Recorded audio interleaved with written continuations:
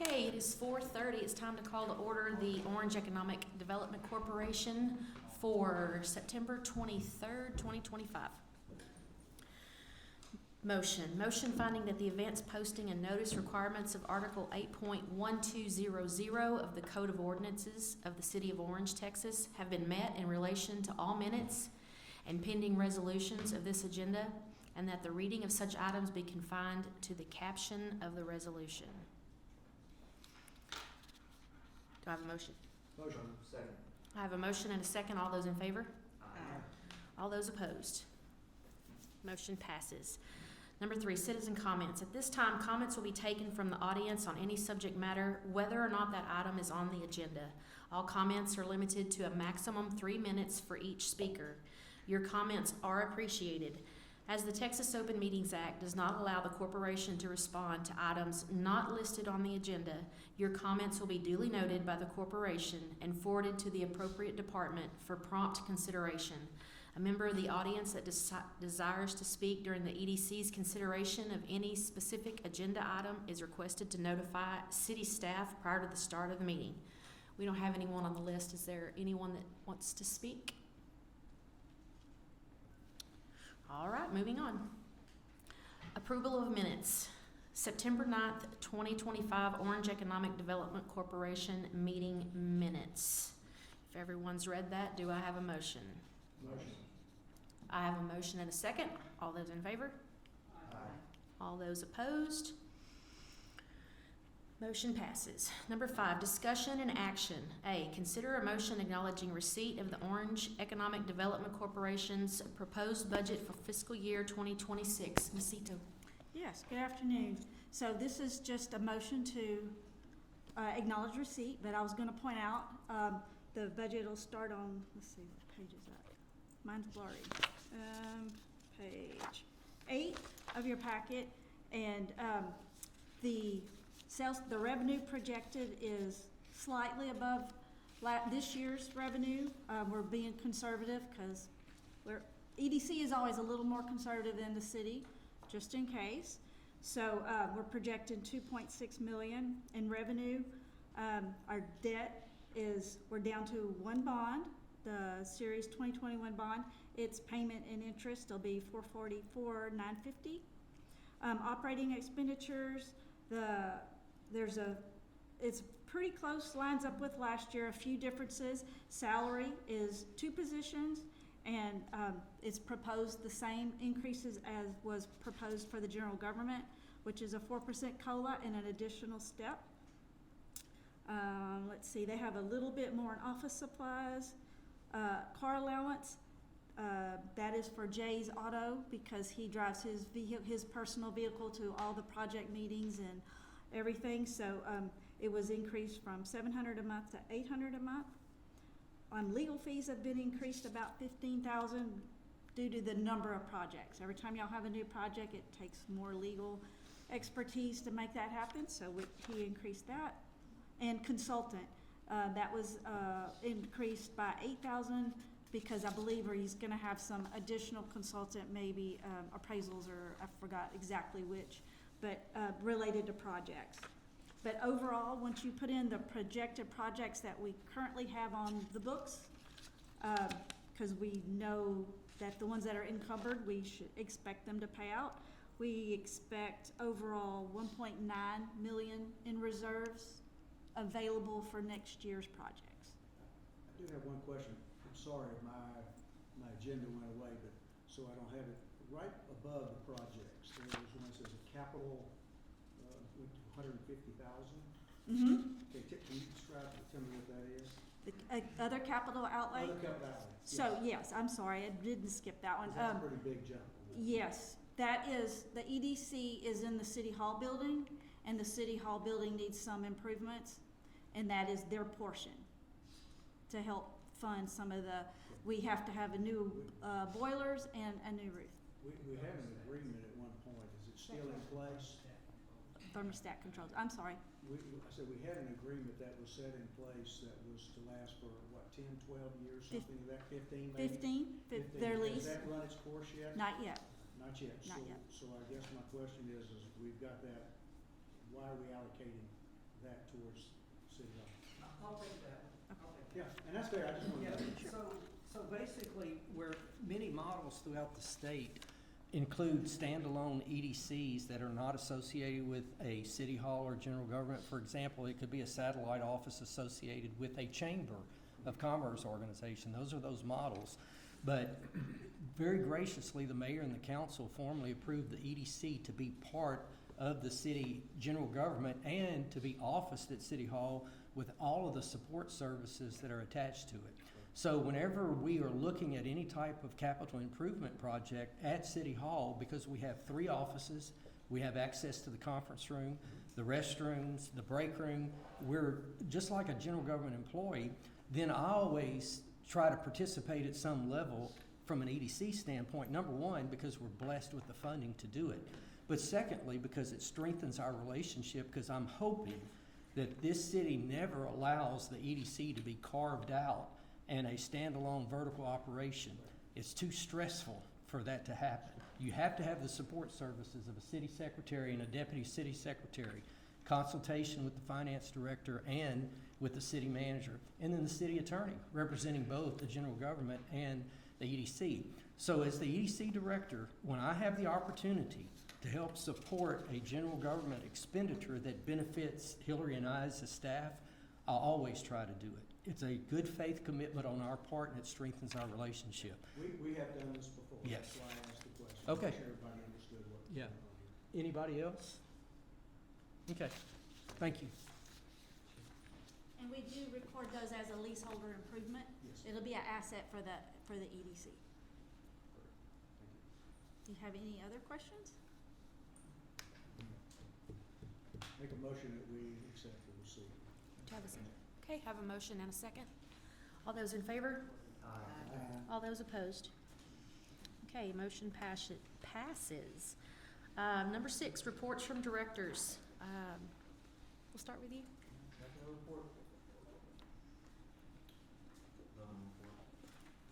Good evening. Just everyone be safe. A lot of rain today. I don't know what's gonna happen tomorrow, but be safe out there. A couple of things. We had a ribbon cutting today for the skating at the Orc. So there's going to be a great new skating rink that we can take all the kids to, and they're going to have adult nights and all kinds of fun stuff. Another thing, on October the 1st, which is Wednesday, that is National Coffee with a Cop Day, and myself and Innovative Air and Chick-fil-A are joining together to do a fundraiser for Meals on Wheels.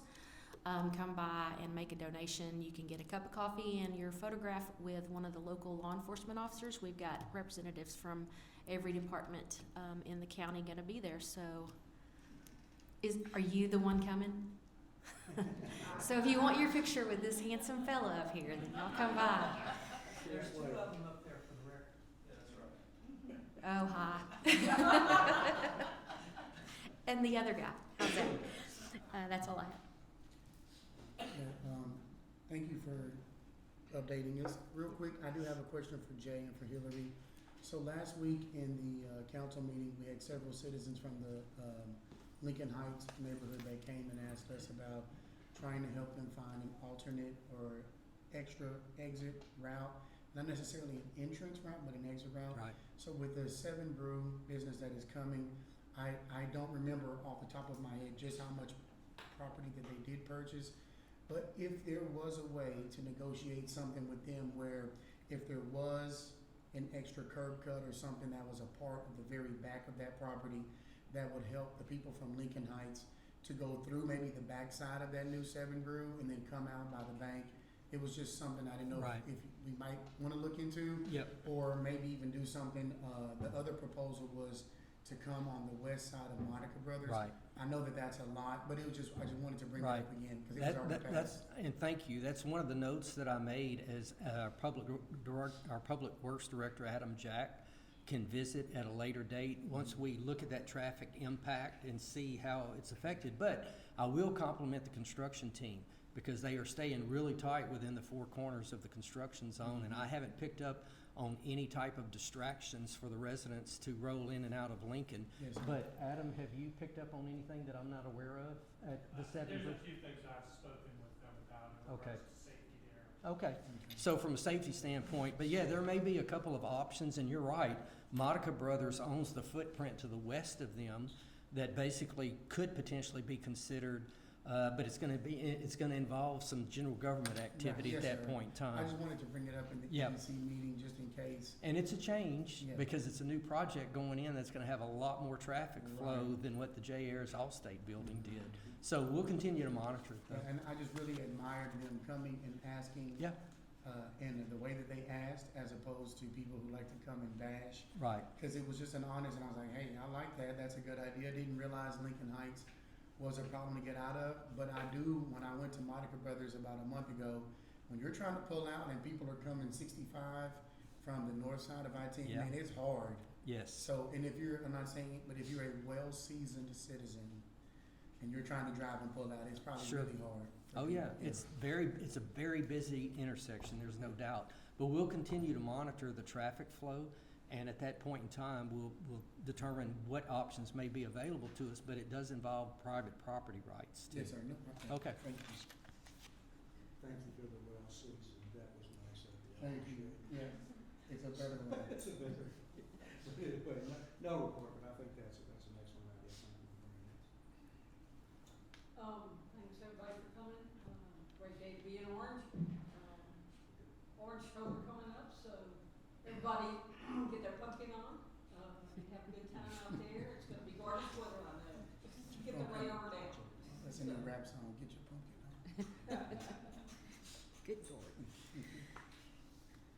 Okay, at this time, we will close to adjourn executive session. A, deliberation regarding economic development negotiations as authorized by section 551 of the Texas Government Code. And deliberation regarding real estate development project proposal as authorized by section 551.087 of the Texas Government Code. If you are not a board member or city staff, we ask that you go to the library until we've completed this section. Yeah, you guys will stay as part of the project.